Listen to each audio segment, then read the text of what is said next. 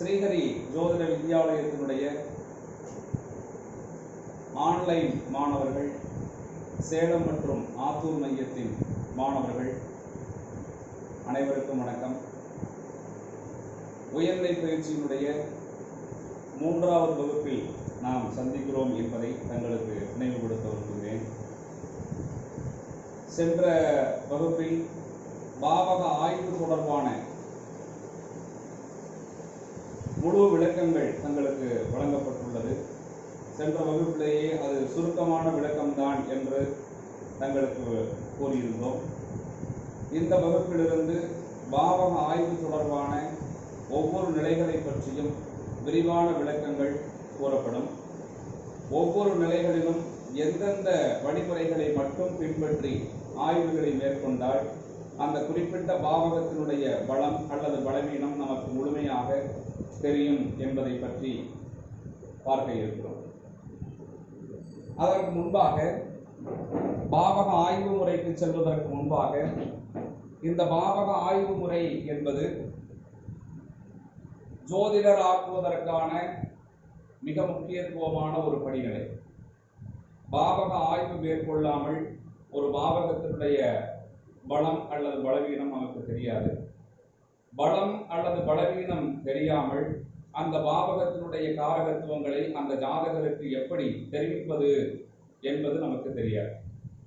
ஆகவே இந்த முதன்மையான அடிப்படையான நிலையான இந்த பாவக ஆய்வை மிக சரியாக கற்றுக்கொள்வதற்கு, நாம் ஜோதிடர் என்ற அந்தஸ்துக்கு உயர்வதற்கு நாம் சில முயற்சிகளை அடித்தளமாக செய்ய வேண்டும். அதற்கு முதன்மையானது என்ன என்றால், பஞ்சாங்கத்தை பார்ப்பது, தினந்தோறும் பஞ்சாங்கத்தை பார்ப்பது, அன்றைய தினத்தின் கோள்களினுடைய நிலைகளை அறிந்து வைத்துக் கொள்வது. இந்த விஷயங்கள் மிக இன்றியமையானது என்பதை மாணவர்கள் புரிந்து கொள்ள வேண்டும். ஒரு குறிப்பிட்ட நாளில் எந்தெந்த ராசிகளில் கிரகங்கள் சஞ்சாரம் செய்து கொண்டிருக்கின்றன என்பது பற்றிய விவரங்களும், திதி, நட்சத்திர, யோக, கரணம் போன்ற விவரங்களும் நிச்சயமாக ஜோதிடரான ஒருவர் அறிந்து வைத்திருக்க வேண்டும். இதில் வாரத்தை ஏன் நான் கூறவில்லை என்றால், அது நாம் எப்பொழுதுமே நினைவில் வைத்துக் கொள்ளக்கூடிய விஷயம் என்பதனால் அதை விடுத்து விட்டேன். ஆக திதி, நட்சத்திரம், யோகம், கரணம் ஆகிய அங்கங்களையும், ஒரு குறிப்பிட்ட கோள் எந்த ராசியில் இன்று சஞ்சாரம் செய்கின்றது என்ற நிலையையும் அறிந்து வைத்திருக்க வேண்டும். அவ்வாறு ஒவ்வொரு நாளிலும் அந்த நிலைகளை அறிந்து வைத்துக் கொண்டே இருக்கும் போதுதான் ஜனன ஜாதகத்தை பார்த்து பலன்களை வெளிப்படுத்தும் போது, ஒரு குறிப்பிட்ட கோள் ஜனன ஜாதகத்தில் தசாபுத்திகளை நடத்தி வந்தாலும் தற்போது அந்த கோள் கோச்சாரத்தில் என்ன வலிமையோடு இருக்கிறது என்பதை நாம் அறிந்து கொண்டு பலாபலன்களை துல்லியப்படுத்த முடியும். ஆகவே கோச்சார கோள் என்பது மிக மிக இன்றியமையானது. தங்களுடைய பார்வைக்கு இருக்கக்கூடிய இந்த கிரகங்களை இன்றைய தினத்திற்கான, அதாவது நீங்கள் இந்த வீடியோவை பார்க்கக்கூடிய நாள் எதுவாக இருந்தாலும் 14/10/2020 சார்வரி வருடம் புரட்டாசி மாதம் 28ஆம் நாள் புதன்கிழமை மதியம் 1:30 கிரக நிலைகளை இங்கு இடம்பெற செய்திருக்கிறோம், லக்னம் இல்லாமல். ஆக சூரியன் இங்கு இருப்பார் என்று நமக்கு தெரியும். புரட்டாசி மாதம் 28ஆம் தேதி கண்டிப்பாக கன்னிராசியில் தான் இருப்பார் என்று நமக்கு தெரியும். மாத கிரகம் எந்த மாதத்தை குறிக்கிறதோ அந்த மாதத்தை குறிக்கக்கூடிய ராசியில் தான் சூரியன் இருப்பார். அதன் பிறகு வருட கிரகங்களான ராகு, கேது, குரு, சனி ஆகிய கிரகங்களினுடைய பயிற்சிகள் நமக்கு வெளிப்படையாகவே தெரிந்து விடுகிறது என்பதனால் அந்த கிரகங்கள் எங்கெங்கு இருக்கிறார்கள் என்பது நம் கவனத்திற்கே இருக்கும். அது கவனத்திற்கு இல்லை என்றால் அதையும் கவனப்படுத்திக் கொள்ள வேண்டும். ஒவ்வொரு நாளிலும் கிரகங்கள் எங்கெங்கு இருப்பார்கள் என்பதை நாம் அறிந்து கொள்வதற்கான எளிய வழிமுறைகளை தங்களுக்கு கூறிக்கொண்டு வந்திருக்கிறேன். சூரியன் மாதத்திற்கான ராசியில் தான் இருப்பார். ராகு, கேதுக்கள் பயிற்சி 1.5 வருடத்திற்கு ஒரு முறைதான் நிகழும். தற்போதுதான் மிதுன ராசியிலிருந்து ரிஷப ராசிக்கும், தனுசு ராசியிலிருந்து விருச்சிக ராசிக்கும் ராகு, கேதுக்கள் பயிற்சியாக இருக்கிறார்கள். செப்டம்பர் மாதம் 23ஆம் தேதி அன்று. ஆக இன்னும் 1.5 வருடத்திற்கு ராகு, கேதுடைய நிலை மாறாது என்பதை புரிந்து கொள்ள வேண்டும். அதே போல குரு மகர ராசிக்குள் பயிற்சியாகி அதற்கு பிறகு வக்ரமாகி கீழே வந்து தற்போது வக்ர நிவர்த்தியாகி மேலே சென்று கொண்டிருக்கிறார். அவரும் நவம்பர் மாதத்தில் இந்த மகர ராசிக்கு செல்ல இருக்கிறார் என்பதும் நாம் தெரிந்து கொள்ள வேண்டிய விஷயம். ஆக இந்த நாள் மற்றும் நேரத்தில் கிரகநிலைகள் எவ்வாறு இருக்கிறது என்பதை நாம் அறிந்து கொள்ள வேண்டும். குரு தனுசு ராசியிலும், சனி மகர ராசியிலும், செவ்வாய் மீன ராசியிலும், சுக்கிரன் சிம்ம ராசியிலும், புதன் துலாம் ராசியிலும் இருக்கிறார்கள். சந்திரனை பொறுத்தளவு 2.25 நாளுக்கு ஒரு முறை ஒரு ராசி என்பதை நாம் அறிந்திருக்கிறோம். பஞ்சாங்கத்தில் ஒரு குறிப்பிட்ட நட்சத்திரம் இருக்கிறது என்றால் அந்த நட்சத்திரம் தான் சந்திரன் பயணம் செய்யக்கூடிய நட்சத்திரம் என்பது நமக்கு தெரியும். ஆகவே அந்த நட்சத்திரத்தை கொண்டு அந்த நாளில் சந்திரன் எங்கிருக்கிறார் என்பதை அறிந்து கொள்ள வேண்டும். நீங்கள் இந்த நாளில் கவனத்தில் கொண்டால் உத்திர நட்சத்திரம் காலையில் இருந்திருக்கும். அந்த உத்திர நட்சத்திரத்தினுடைய முதல் பாதம் மட்டும்தான் சிம்ம ராசிக்குள் இருக்கும். 2, 3, 4வது பாதங்கள் கன்னி ராசிக்குள்ளாக அமைந்திருக்கும். அதன் அடிப்படையில் அந்த 60 நாளிகை கொண்ட ஒரு நாளில் ஒரு நட்சத்திரத்தில் முதல் 15 நாளிகை ஒரு பாதத்தையும், 2வது 15 நாளிகை 2வது பாதத்தையும், 3வது 15 நாளிகை 3வது பாதத்தையும், 4வது 15 நாளிகை 4வது பாதத்தையும் குறிக்கும். ஆக அந்த நாளினுடைய துவக்கத்திலிருந்து முதல் 15 நாளிகை, அதாவது மணி நேரத்தில் சொல்ல வேண்டுமானால் 6 மணி நேரம், முதல் 6 மணி நட்சத்திரம் ஆரம்பமானதிலிருந்து முதல் 6 மணி நேரம் அந்த நட்சத்திரத்தினுடைய முதல் பாதத்தில் தான் சந்திரன் பயணம் செய்து கொண்டிருப்பார். 2வது 6 மணி நேரம் 2வது பாதத்திலும், 3வது 6 மணி நேரம் 3வது பாதத்திலும், 4வது 6 மணி நேரம் 4வது பாதத்திலும் பயணம் செய்வார். ஆக இந்த சந்திரனானவர் உத்திர நட்சத்திரத்தில் 2.25 வரை சந்திரன் உத்திர நட்சத்திரம் முதல் பாதத்தில் பயணம் செய்கிறார். அதற்கு பிறகு கன்னி ராசிக்குள் நுழைகிறார் என்பதை பஞ்சாங்கத்தை பார்த்து நீங்கள் தெரிந்து கொள்ளலாம். ஆகவே நாம் இந்த கிரக நிலைகளை போட்டது 1 மணி 30 நிமிடம் என்பதை கவனத்தில் கொண்டால் இந்த குறிப்பிட்ட நாள் மற்றும் நேரத்திற்கு சந்திரன் சிம்ம ராசியில் உத்திர நட்சத்திரத்தில் இருக்கிறார் என்பது தெளிவாகும். ஆகவே எந்த நாளில் நாம் இருந்தாலும் அந்த நாளில் கிரகங்கள் எங்கு இருக்கிறது என்பதை நாம் கவனத்தில் கொள்ள வேண்டும். லக்னத்தை பொறுத்தவரை சூரியன் இருக்கக்கூடிய ராசியிலிருந்து ஆரம்பமாகி 2 மணி நேரத்திற்கு ஒரு முறை ராசி மாறிக்கொண்டே செல்லும். லக்ன கணிதத்தை மிக தெளிவாகவே நாம் கணிதம் செய்து பழகி இருக்கிறோம். ஆகவே லக்னத்தை பொறுத்தளவு அந்த குறிப்பிட்ட நேரத்தில் எந்த ராசியில் இருக்கும் என்பதை நாம் தெரிந்து கொள்ள வேண்டும். வருட கிரகங்களை மட்டுமாவது நாம் தொடர்ச்சியாக ஒவ்வொரு நாளிலும் எங்கு இருக்கிறார்கள் என்பதை கவனித்துக் கொள்ள வேண்டும். அதன் பிறகு சூரியனுடைய நிலை, சந்திரனுடைய நிலையை பஞ்சாங்கத்தில் பார்த்தாலும் நமக்கு தெரிந்துவிடும். மற்றபடி சுக்கிரன், செவ்வாய், புதன் இந்த 3 கிரகங்களை தான் தினந்தோறும் நாம் கவனத்திற்கு கொண்டு வர வேண்டும் என்பதை தெரிந்து கொள்ள வேண்டும். பஞ்சாங்கத்தை வாசிப்பது தினந்தோறும் வாரத்தை சொல்வதனால் என்ன பலன், திதியை சொல்வதனால் என்ன பலன், நட்சத்திரத்தை சொல்வதனால், அதாவது நட்சத்திரம் என்பதில் அந்த குறிப்பிட்ட நாளில் வரக்கூடிய வாரத்தின் பெயர், திதியின் பெயர், நட்சத்திரத்தின் பெயர், யோகத்தின் பெயர், கரணத்தின் பெயர்களை சொல்வதன் மூலமாக பல குறிப்பிட்ட பலன்கள் நமக்கு கிடைக்கிறது என்பதை சாஸ்திரம் கூறுகிறது. அதன்படி நமது பஞ்சாங்கத்தில் ஒரு நாளினுடைய வாரத்தை சொல்வதால் ஆயுள் வளரும், திதியை சொல்வதால் ஐஸ்வர்யம் கிடைக்கும், நட்சத்திரத்தை கூறுவதால் பாவம் நீங்கும், யோகத்தை கூறுவதால் வியாதி குணமாகும், கரணத்தை கூறுவதால் நினைத்த காரியம் வெற்றியாகும் என்றெல்லாம் கூறுகிறோம். ஒரு குறிப்பிட்ட நாளுடைய பஞ்ச அங்கங்களையும் அடுத்தடுத்த விஷயங்களையும் வாசிக்கக்கூடிய வழக்கம் தெலுங்கு வருட பிறப்பான யுகாதி பண்டிகையில் இருக்கிறது. நமது தமிழ் வருட பிறப்பான சித்திரை மாதம் 1ஆம் தேதி என்றும் நமது வழக்கத்தில் இருக்கிறது. இதெல்லாம் வருடத்திற்கு ஒரு முறை பஞ்சாங்க வாசிக்கக்கூடிய வழக்கத்தில் இருந்தாலும் கூட ஜோதிடருடைய மிக முக்கியமான கடமை காலையில் எழுந்தவுடன் நம்முடைய காலை கடன்களை முடித்துவிட்டு ஜோதிடம் பார்ப்பதற்கு முன்பாக பஞ்சாங்கத்தினுடைய அங்கங்களை வாசித்து அறிந்து வைத்துக் கொள்வது என்பது மிக முக்கியமானதாகும் என்பதை புரிந்து கொள்ள வேண்டும். ஒவ்வொரு நாளிலும் ஒவ்வொரு குறிப்பிட்ட வாரத்தின் நட்சத்திரம் என்ன என்பதையும் கிரகங்களினுடைய இருப்பிடங்களையும் மனதில் அறிந்து வைத்திருக்க வேண்டும். ஸ்ரீஹரி ஜோதிட வித்யாலயத்தை பொறுத்தவரை அதற்கு நாம் மொபைல் செயலிகளை எல்லாம் வழங்கி இருக்கிறோம். அந்த மொபைல் செயலியை நீங்கள் தொட்டாலே ஒவ்வொரு நாளினுடைய பஞ்ச அங்க விவரங்களும் கிரக நிலைகளும் தங்களுக்கு கவனத்திற்கு வந்துவிடும் என்பதை தெரிவித்துக் கொள்கிறோம். ஆகவே செயலிகளை பயன்படுத்துவதற்காக மாணவர்கள் முன்வர வேண்டும் என்பதையும் கேட்டுக்கொள்கிறோம். ஜோதிடர் என்ற அந்தஸ்துக்கு உயர்வதற்கு பஞ்சாங்கம் வாசிப்பது, கிரக நிலைகளை அதாவது கோச்சார கிரக நிலைகளை தெரிந்து வைத்துக் கொள்வது அவசியம் என்பதை மாணவர்கள் புரிந்து கொண்டு ஒவ்வொரு நாளிலும் இதை செய்ய வேண்டும் என்ற ஒரு கோரிக்கையும் தங்களிடம் விடுத்து பாடத்திற்குள் செல்வதற்கான முயற்சியை மேற்கொள்ளலாம்.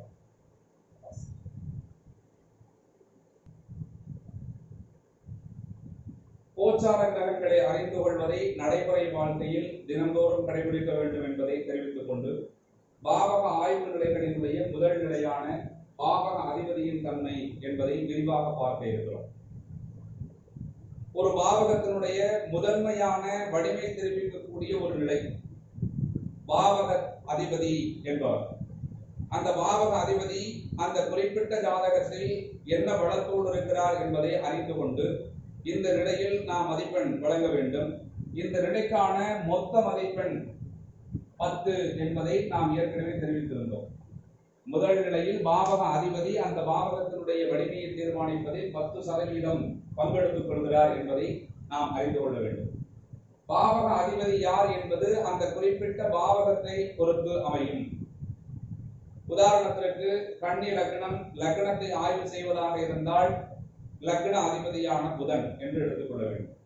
இரண்டாம் அதிபதியை ஆய்வு செய்வதாக இருந்தால் சுக்கிரன், மூன்றாம் பாவகத்தை ஆய்வு செய்வதாக இருந்தால் செவ்வாய், நான்காம் பாவகத்தை ஆய்வு செய்வதாக இருந்தால் குரு, 5 மற்றும் 6ஆம் பாவகத்தை ஆய்வு செய்வதாக இருந்தால் சனி, 7ஆம் பாவகத்தை ஆய்வு செய்வதாக இருந்தால் குரு, 8ஆம் பாவகத்தை ஆய்வு செய்வதாக இருந்தால் செவ்வாய், 9ஆம் பாவகத்திற்கு சுக்கிரன், 10ஆம் பாவகத்திற்கு புதன், 11ஆம் பாவகத்திற்கு சந்திரன், 12ஆம் பாவகத்திற்கு சூரியன் என்பது நமக்கு நன்றாகவே தெரியும்.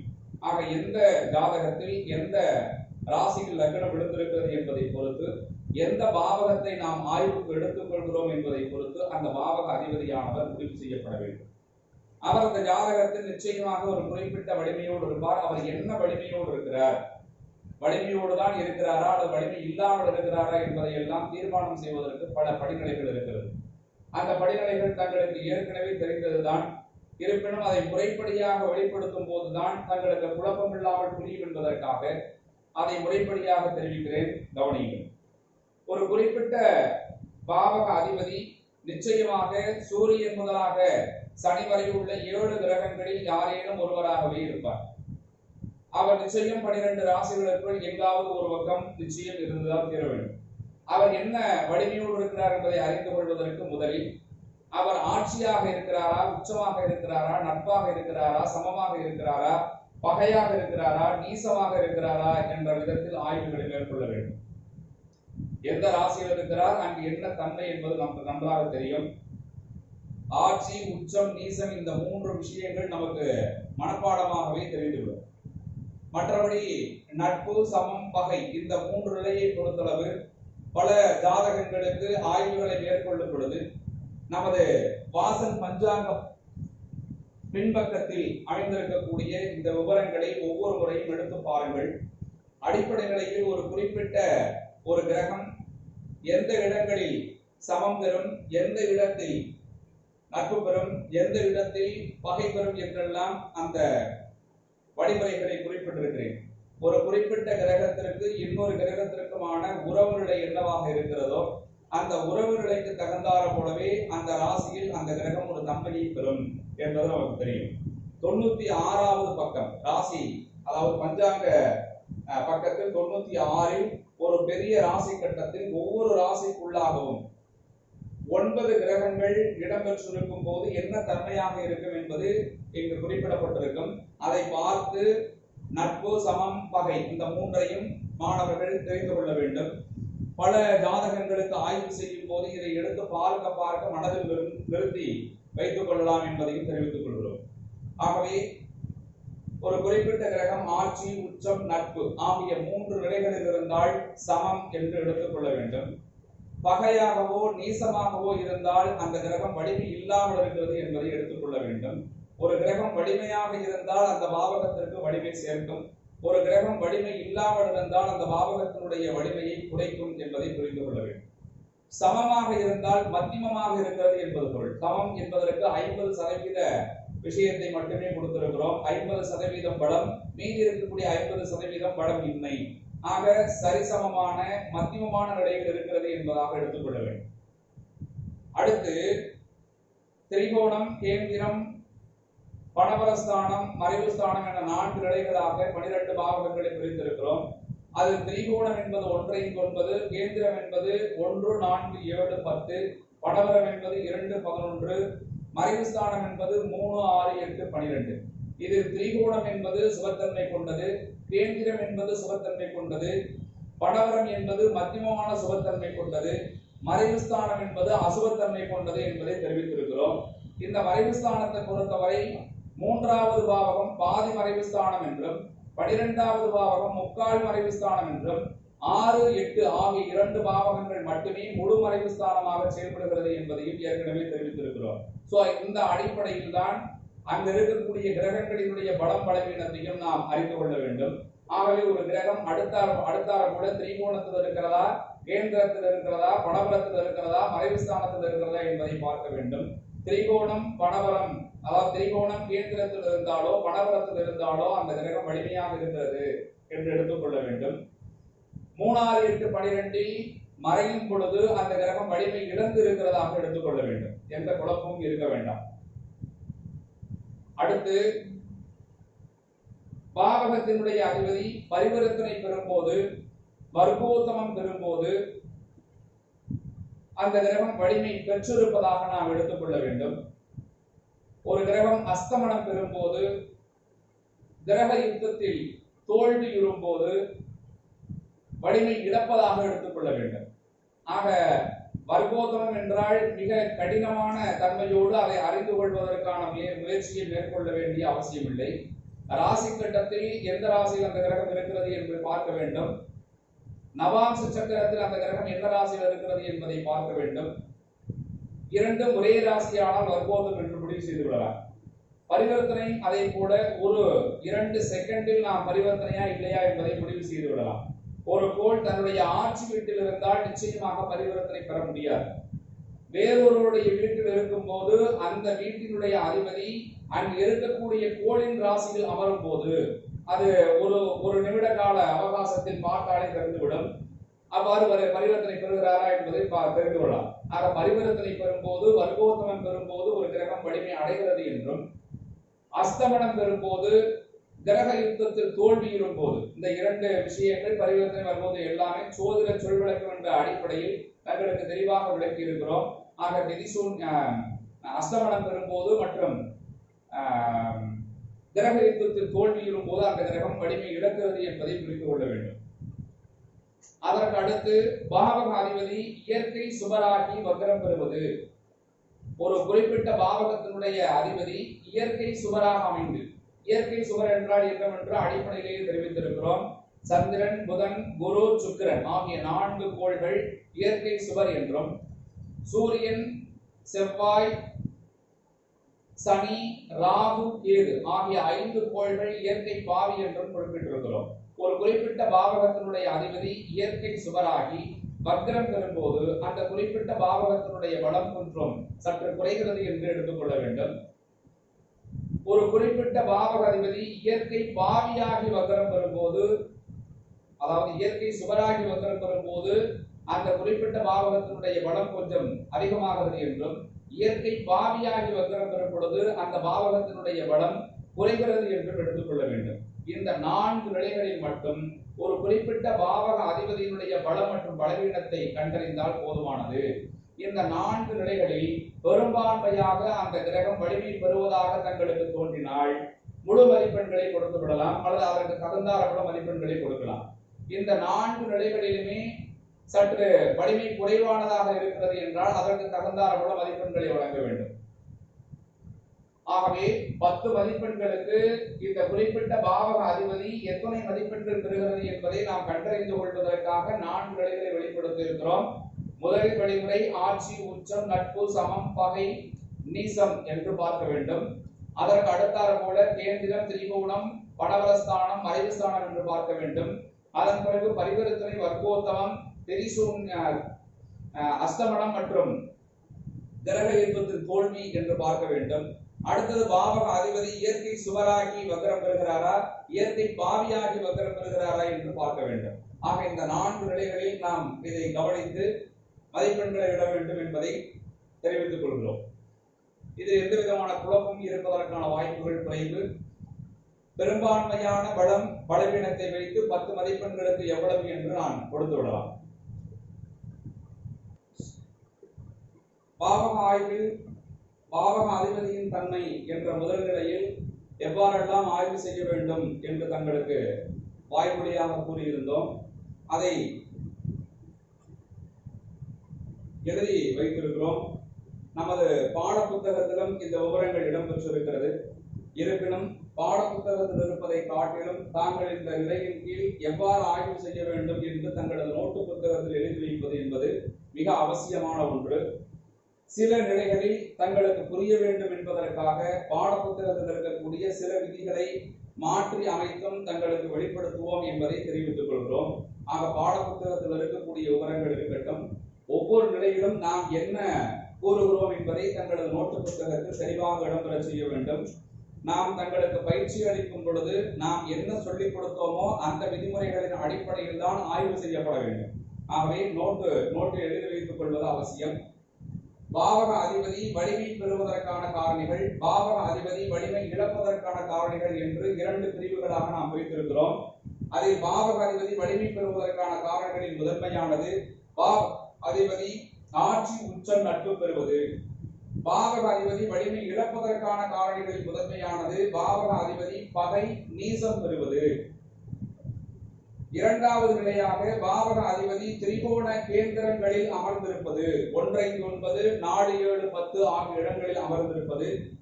பாவக அதிபதி வலிமை இழப்பதற்கான காரணிகளில் பாவக அதிபதி 3, 6, 8, 12 எனும் மறைவு ஸ்தானத்தில் இருப்பது. மூன்றாவதாக பாவக அதிபதி பரிவர்த்தனை அல்லது வர்க்கோத்தமம் பெறுவது. வலிமை இழப்பதற்கான காரணிகளில் பாவக அதிபதி அஸ்தமனம் அல்லது கிரக யுத்தத்தில் தோற்பது.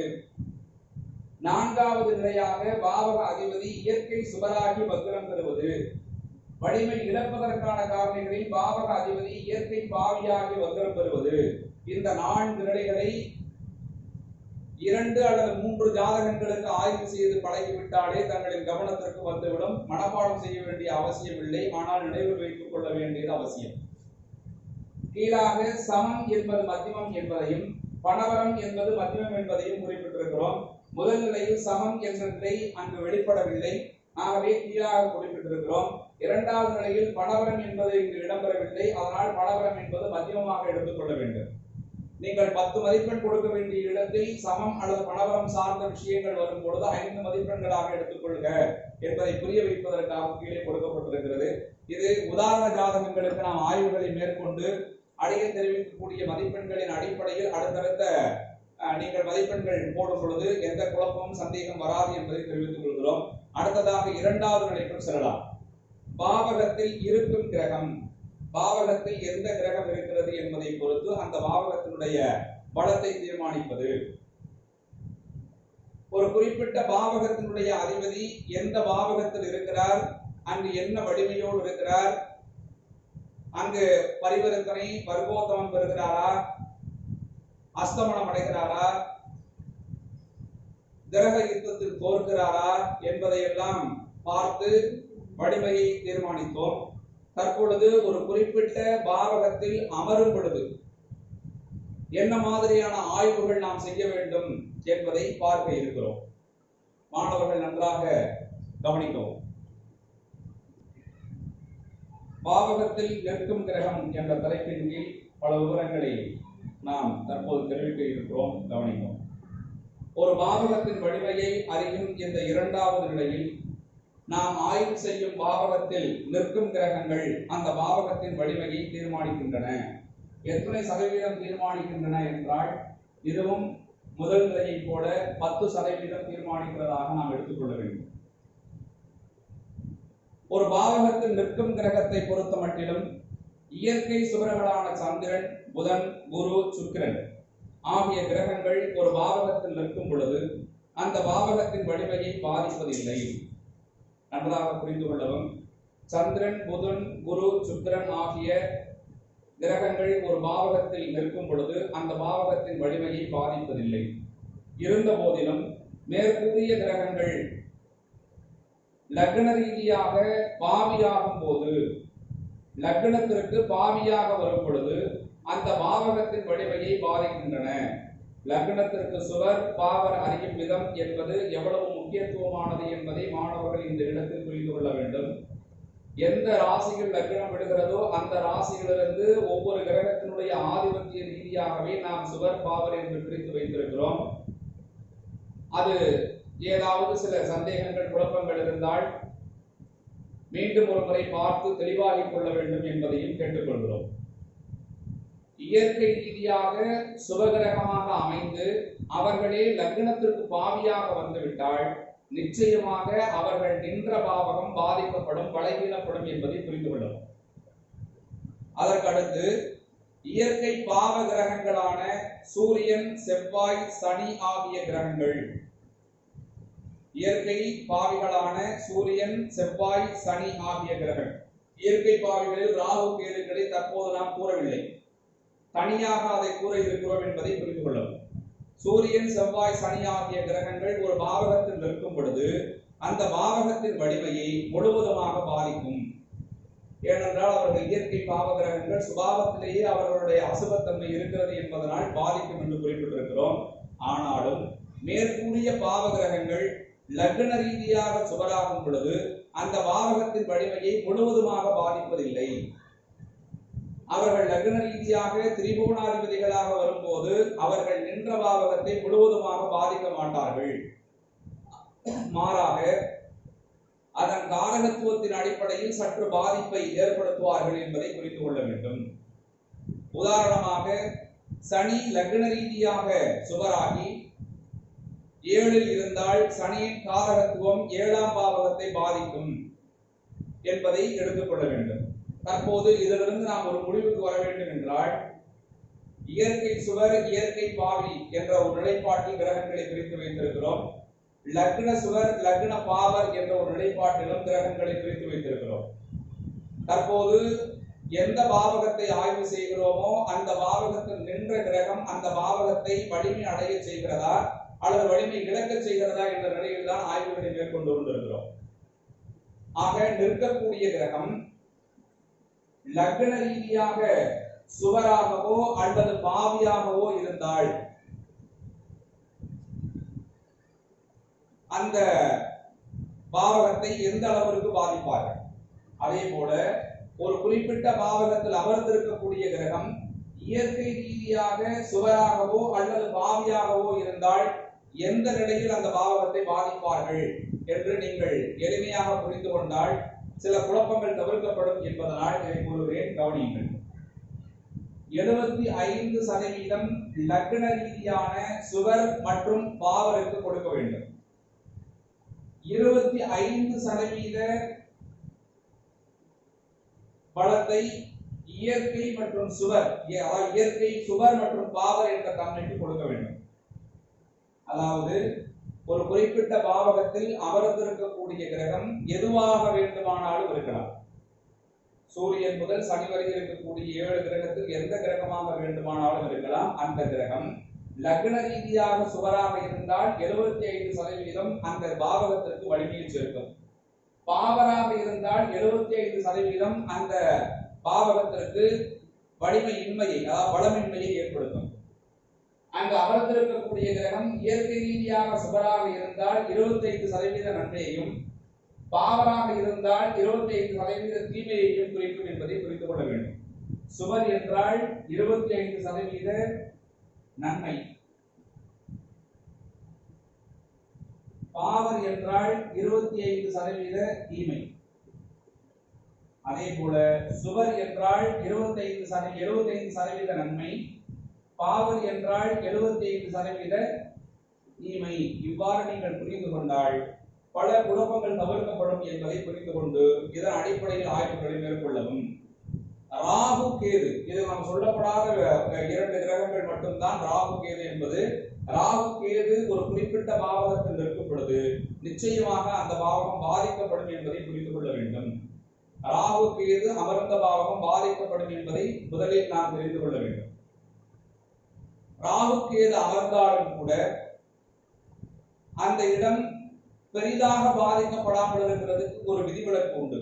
அது என்ன என்றால், அங்கு இருக்கக்கூடிய ராகு கேது எந்த நட்சத்திரத்தில் இருக்கிறார்கள் என்பதை பார்க்க வேண்டும். எந்த பாவகத்தை ஆய்வு செய்கிறோமோ அந்த பாவகத்தில் ராகுவோ அல்லது கேதுவோ இருந்தால் பாதிப்பு உண்டு, அந்த பாவகத்திற்கு வலிமை குறைவு என்று எடுத்துக்கொள்ள வேண்டும். அடுத்தபடியாக விதிவிலக்கு இருக்கிறதா என்பதை பார்ப்பதற்கு அங்கு அமர்ந்திருக்கக்கூடிய ராகு கேதுக்கள் எந்த நட்சத்திரத்தில் அமர்ந்திருக்கிறார்கள் என்பதை பார்க்க வேண்டும். அந்த நட்சத்திரத்தினுடைய அதிபதி, அதாவது ராகுவோ கேதுவோ அமர்ந்திருக்கக்கூடிய நட்சத்திரத்தினுடைய அதிபதி அந்த லக்னத்திற்கு சுபராக இருந்தால் ராகு கேதுக்கள் அமர்ந்த இடத்தை பெரிதாக பாதிக்க மாட்டார்கள் என்பதை எடுத்துக்கொள்ள வேண்டும். அடுத்து, ஒரு குறிப்பிட்ட பாவக அதிபதி இயற்கை ரீதியாக பாவியாக இருந்தாலும் சரி, லக்ன ரீதியாக பாவியாக இருந்தாலும் அந்த குறிப்பிட்ட பாவகத்தில் ஆட்சி பெற்றுவிட்டால் அந்த பாவகத்தினுடைய வலிமை பாதிக்கப்படாது என்பதை புரிந்து கொள்ள வேண்டும். நாம் 6ஆம் பாவகத்தை ஆய்வு செய்கிறோம். 6ஆம் பாவகத்திலேயே 6ஆம் அதிபதி அமர்ந்து ஆட்சி வருகிறார் என்றால் 6ஆம் பாவகம் பாதிக்கப்படாது. 6ஆம் பாவக அதிபதி 6ஆம் பாவகத்தில் ஆட்சி வரும்போது பாதிக்கப்படாது. அது பாதிக்கப்படாது என்பதன் மூலமாக நாம் தெரிந்து கொள்ளக்கூடிய பலன்கள் என்ன என்றால், 6ஆம் பாவகம் என்பது நோய் எதிரி கடன் ஆகிய அசுப பலன்களை கொண்டிருக்கிறது. அது பாதிக்கப்படாத போது ஜாதகருக்கு இந்த தீய பலன்கள் எல்லாம் கிடைத்துவிடும் என்பதாக எடுத்துக்கொள்ள வேண்டும். 5ஆம் பாவக அதிபதி 5ஆம் பாவகத்திலேயே அமரும் பொழுது 5ஆம் பாவகம் பாதிக்கப்படாது. 12ஆம் பாவக அதிபதி 12ஆம் பாவகத்திலேயே அமரும் பொழுது அந்த பாவகம் பாதிக்கப்படாது.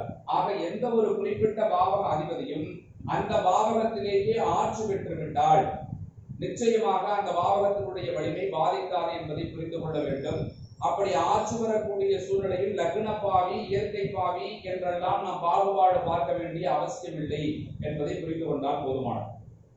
பொதுவாக ஒரு கிரகம் சுவரானாலும் பாவியானாலும் தன் பாவகத்தில் ஆட்சி பெற்றுவிட்டால் அந்த பாவகம் வலிமையுடையதாக கருத வேண்டும் என்று அவர் பாடப்புத்தகத்தில் விளம்பர செய்திருக்கிறார்கள். அந்த கருத்தை தான் தற்போது தங்களுக்கு வெளிப்படுத்தி இருக்கிறோம்.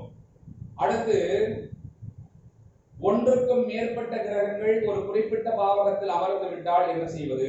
தற்போது நாம் கூறிய விவரங்கள் அனைத்தும் ஒரு குறிப்பிட்ட பாவகத்தில் ஒரு கிரகம் மட்டும் இருக்கிறது என்றால் அதை லக்ன ரீதியாக இருக்கக்கூடிய சுப அசுப கிரகமா அல்லது இயற்கை ரீதியாக சுப அசுப கிரகமா, எந்த அடிப்படையில் நாம் அதனுடைய பலம் பலவீனத்தை தீர்மானிக்க வேண்டும் என்பதெல்லாம் பேசிவிட்டோம். தற்போது ஒன்றுக்கு மேற்பட்ட கிரகங்கள் ஒரு பாவகத்தில் அமரும் போது என்ன செய்ய வேண்டும் என்றால், ஒரு பாவகத்தில் இணைந்துள்ள கிரகங்கள் அந்தந்த கிரக காரகத்துவத்தின் அடிப்படையில் அந்த பாவகத்தின் வலிமையை பாதிப்படைய செய்வார்கள். உதாரணமாக சனி செவ்வாய் ஆகிய கிரகங்கள் ஒரு பாவகத்தில் நின்றால் அந்த பாவகத்தின் வலிமையை பெரிதும் பாதிப்பார்கள். அதாவது ஒரு குறிப்பிட்ட பாவகத்தினுடைய பலம் பலவீனத்தை தீர்மானிப்பதற்கான ஆய்வு மேற்கொண்டு கொண்டிருக்கிறோம். அந்த பாவகத்தில் ஒன்றுக்கும் மேற்பட்ட இயற்கை பாவிகள் அல்லது இரண்டுக்கும் மேற்பட்ட இயற்கை பாவிகள் நின்றுவிட்டால் நிச்சயமாக அந்த பாவகம் பாதிக்கப்படும். அதில் ஏதேனும் ஒரு கிரகம் லக்ன ரீதியான சுவராக இருந்த போதும் இரண்டுக்கும் மேற்பட்ட அல்லது ஒன்றுக்கும் மேற்பட்ட இயற்கை பாவிகளாக ஒரு பாவகத்தில் அமரும் பொழுது நிச்சயமாக அந்த பாவகம் பாதிக்கப்படும் என்பதை நன்றாக புரிந்து கொள்ள வேண்டும். இங்கு இயற்கை ரீதியாக ஒன்றுக்கும் மேற்பட்ட இயற்கை பாவிகள் சேரும் பொழுது அந்த பாவகம் பாதிப்படையும் என்பதாக நாம் எடுத்துக்கொள்ள வேண்டும். அதே போல ஒன்று அல்லது இரண்டுக்கும் மேற்பட்ட இயற்கை சுவர்கள் ஒரு பாவகத்தில் அமரும் பொழுது அந்த பாவகம் சிறிதளவு சுபத்தன்மை பெறும் என்பதையும் நாம் எடுத்துக்கொள்ள வேண்டும்.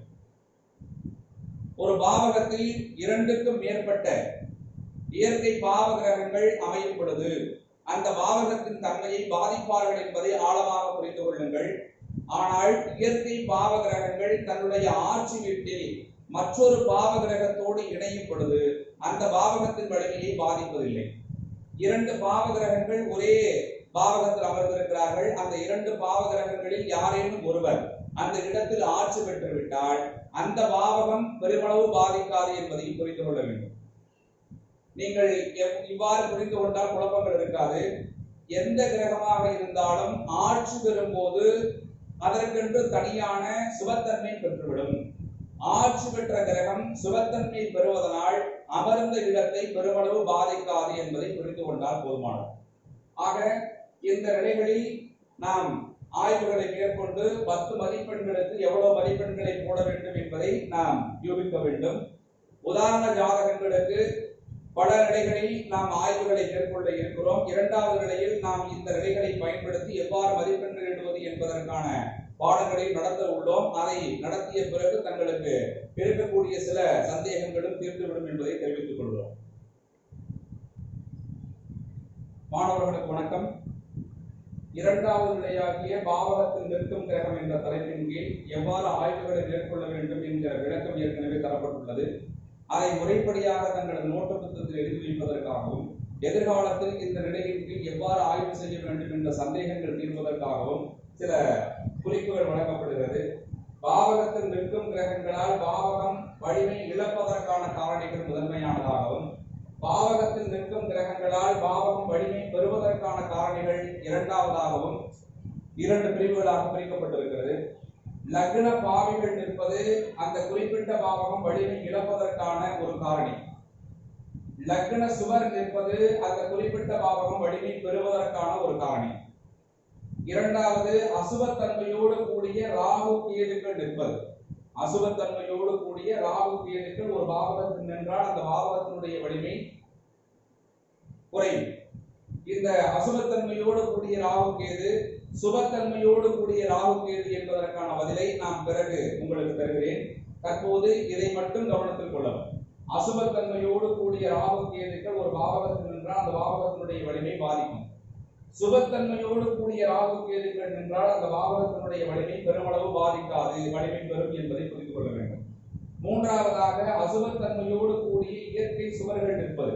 இயற்கை சுவர்கள் நின்றால் அந்த இடத்தில் வலிமை இருக்கும் என்பதாக எடுத்துக்கொள்கிறோம். ஆனால் அந்த இடத்தில் அசுபத்தன்மை அந்த கிரகம் பெற்றுவிட்டால் அந்த பாவகத்தினுடைய வலிமை பாதிக்கப்படும். அதே போல சுபத்தன்மையோடு கூடிய இயற்கை அசுவர்கள் அந்த பாவகத்தில் நிற்பது, அந்த குறிப்பிட்ட இயற்கை அசுவர் ஏதாவது ரீதியாக சுபத்தன்மை பெறுவானால் அந்த குறிப்பிட்ட இடம் பாதிக்கப்படாது என்பதை புரிந்து கொள்ள வேண்டும். நான்காவது 2க்கும் மேற்பட்ட இயற்கை பாவிகள் நிற்பது. எந்த ஒரு பாவகமாக இருந்தாலும் 1க்கும் அல்லது 2க்கும் மேற்பட்ட இயற்கை பாவ கிரகங்கள் சேர்ந்து அந்த பாவகத்தில் நின்றால் நிச்சயமாக அந்த பாவகம் பாதிக்கப்படும். 2க்கும் மேற்பட்ட இயற்கை சுவர்கள் நிற்பது அந்த பாவகத்தினுடைய சுபத்தன்மையை குறிக்கும் என்பதை புரிந்து கொள்ள வேண்டும்.